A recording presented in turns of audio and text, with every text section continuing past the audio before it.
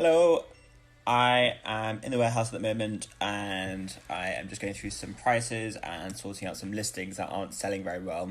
But I remembered I posted a little while ago asking people to let me know some video content that they might like. I haven't had a chance yet to make any YouTube videos, so what I thought I'd do is I would record myself answering all the questions and then upload it to YouTube so it's saved forever. But right now, I'm going to answer all these questions for you. If you don't mind the phone being on the side like this,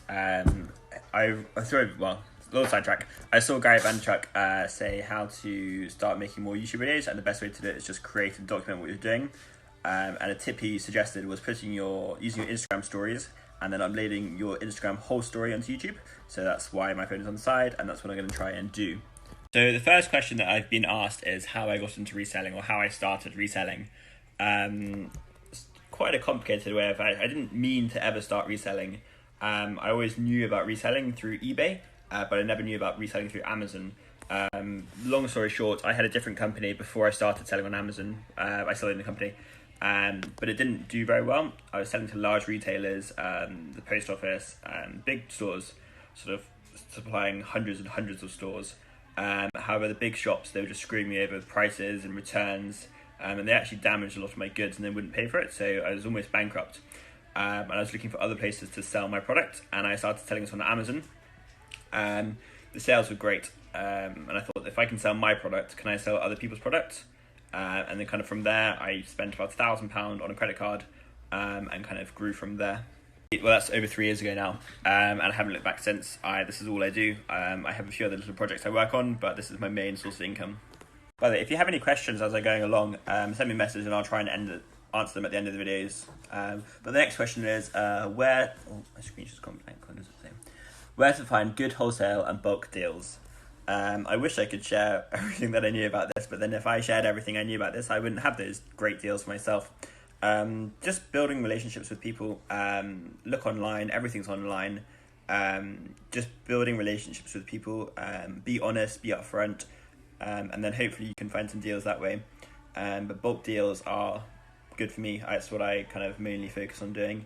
I'm moving away from arbitrage as it's just too time consuming for me, and I like to do things in bulk. The best way to find or let sources know you purchase their used books. I'm assuming that's the best way to find sources for used books. So I'm going to answer that question. Best way to find sources for books is to find people who have lots of books. I know that sounds simple, but go to charity shops, bookshops, see what they're doing with all the stock that they can't sell, see where they're getting their stock from, speak to those people, and that's probably a good start of getting more books. Buying in bulk, it's risky, but then if you're buying in enough volume at a lower price, you can't not make profit. Lots of people do make profit from buying individual books though, so both models are great, and whichever suits you best works. So the other talking point that people want me to talk about is online arbitrage. There's a few people who come up with that. Online arbitrage, it is buying online and then reselling somewhere else. It's basically like, if you think about like stock trading, you're buying stock at one price and you're selling it at a different price. So if you think about it that way, and you can use the Keeper graph to analyze products, that's all you're doing. It's the most simple business model ever. As you start searching online, you'll find good sources, you'll find replenishable sources. And then once you find a replenishable source, that's a great thing. There's not many out there, or not many people find them, so that's a great thing to find. Best way to sort of manage it and search for things is just to spend time doing it. I have had a VA in the past buying stock for me online. I then hired Amelia instead, and she did it for me for a while and still does. But there are many tools to help you with online arbitrage. I made a video before about FBA Wizard, and there's lots of different versions of that. The most important thing though is to find a good way of pricing it quickly. Speed is key, otherwise you're going to be spending hours. It's how I started mostly. I think the first thing I ever bought was online. I'm trying to think what it was. I think it might have been a hard drive, maybe a camera, and a radio or something like that. I think it was just 3 items, my first purchase online. It's a great business model. You can do it in America as well, because you can use a prep center. So you can create an online arbitrage Amazon account in America, buy from online American stores, and sell it in America if you don't want to do it in the UK. So it's a really good way of having a laptop lifestyle business. Yeah, so the next talking point is actually quite interesting. It says retail arbitrage and the dangers of suspension because you can't provide invoices. Yeah, I completely understand that can be a worry. I've never been suspended. I've been doing retail. Well, I haven't been doing retail arbitrage the whole time, but I've always been doing retail arbitrage on Amazon, and I've never had this issue. If you're selling big branded products, potentially you could get this, but generally, if you're selling a product and you usually get a warning first, if you have the invoices to supply. If you don't, well, sometimes that's business, and you kind of have to move on and take that hit. Maybe you could sell the product on eBay instead, or if you bought it within 30 days, you can return it to the store. Yeah, there isn't really a way around once you get sort of put up for it. But like I said, it's never actually happened to me. I've sold thousands and thousands and thousands of products. So I wouldn't worry about it too much. And if it does come up, then you have to deal with it then. But like I said, there is always usually a warning first. And if there isn't, that's just unlucky. And I don't have much experience about it, so I can't talk about it that much further. How to scale up the business, please, with a face like this. Yeah, I wish I knew that one too. I'm still trying to scale it up as much as I can. Generally, just reinvest everything you can. If you're comfortable using it, or if you have the good credit rates, and if you can get a good credit rate borrowing, use credit. You're leveraging someone else's money. As long as you're confident and you always have the money to repay the money, go for it. Don't take out money you can't afford to take out. But yeah, generally I find credit is the best way to scale. I've used credit to help scale my business. Once you get to a certain stage, Amazon will start offering you credit as well, which is pretty cool. They give you some really good rates. What else to do to scale it up? Just keep repeating. The more you send in, the more you'll sell. Really focus on the time of year, plan ahead, and learn how to evaluate products properly. So by building up relationships, you want to kind of start finding replenishable items which you can keep on buying. Eventually you'll say have 100 replenishable items that you can just sell all year round. All you have to do is manage your inventory, manage your stock, and just click buy occasionally, send it in, and you'll be running a remote business like that. Obviously that's the dream, it's hard to get to, but that's kind of what I'm working towards. But yeah, just scaling it up. What else can I think of? Having a warehouse helps. We've been able to take more pallets, buy bigger deals, hold onto stock for longer. So as soon as you can, keep running it from wherever you're running it from the time being. Use a prep center is always a good option. But the space of actually being able to store things helps a huge amount. Rather than having to send in all the stock at once, you can bundle things. You can. The main piece of advice for scaling up would just be keep doing what you're doing and slowly grow it as much as you can, but grow it stably. Don't overexpand.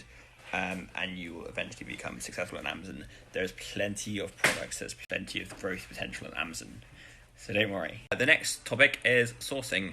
So whether that's sourcing for arbitrage, I assume, or wholesale, or private label, each has different techniques. There's software which helps you with all of those. The more you source, the more you'll make, no matter what topic, and so not what topic, what sort of model you're using for Amazon, whether it's all of them or one of them. Sourcing is key because that's where you're getting your product from. That's one of the most important things to do, is to source good products. Doesn't matter, you can source hundreds and hundreds of thousands of products, but if they're not good and they're not selling, it's pointless. So it's important to learn what to source for. Generally, I'm not even just going to say generally. There's things online, it's called the FBA. I think I'm brain dead. 1 second. So my brain just fails like that. So it's the sales rank guide. If you type in Amazon FBA sales rank guide UK, some kind person creates this every single year. I don't know who he is or who they are, but they upload it, and it will tell you the top 1% of each category. So if you're constantly buying within that category, you're going to be selling your products. They're not going to be stuck. I've made a mistake before. I've got products ranked in clothing which are like 700,000, and I'm just stuck with them, and there's a few thousand of them. So make sure you're making good buying decisions, because otherwise it's pointless. What else can I say about sourcing? Make sure you're making enough profit. Always account for potential price drops, account for competitors, account for refunds, returns, and shipping to Amazon. So as long as you know your costs and you're still making profit, then it's a good product to buy, and you are onto a winner. It covers arbitrage. For wholesale, again, you're looking for lines which don't have Amazon on it. Lines that don't have the original manufacturer on it, and then if you can find the manufacturer, you can find a wholesaler, talk to them, see what you can offer them, and potentially you can get a good deal there. That's the basics of wholesaling. If you want to learn more about wholesaling, go on to Watch Me Amazon. I'm going to put a link somewhere. I don't know where it's going to be. It's going to be around here somewhere, and check him out because he's really helpful about wholesaling, and he knows way more than most people combined. And then with private label sourcing, I generally try and source everything in the UK. It just makes things easier for me. and I'm more passionate about selling British products. But when you're looking for a private label product, I'm not an expert on it, but what I do know is it's important to find not very competitive products, products which have opportunity to be improved, and there's enough profit in it. So always make sure there's profit for advertising. Keep it simple though. You can spend hours, days and weeks searching for the perfect product, but just keep it simple. Look for something that's boring, that's not going to be hard to sell. Just find something that's, my best advice is find something that's boring, and you'll do much better with it. If you have any more questions about private label, shoot me a message and I'll see if I can answer them. The next topic is what to sell. You can sell anything on Amazon. You don't even have to sell it on Amazon. You can sell it on eBay, you can sell it on Etsy, you can sell it on StockX, you can sell it on all these other different platforms. You just pick a platform or use all the platforms that you feel comfortable with and that you feel most passionate about, that you can put the most time and effort in to make it work. Make sure you're not doing too many things at once, otherwise you'll lose focus. I think I learned that when I was younger, and that's why I've been able to grow for the last 3 years consistently. So really focus on one area that you think you can do well in, and if it helps, if you're interested in that as well. So what to sell? Sell things that sell. Really is up to you. You can sell other people's products, you can sell your own products, you can make your own products, you can brand other people's products and sell them as your own, you can bundle products together, you can buy products from Europe and sell them in the UK, you can buy products in the UK and sell them in Europe, you can buy products in the UK and sell them to America. There's literally endless opportunities to make money from Amazon.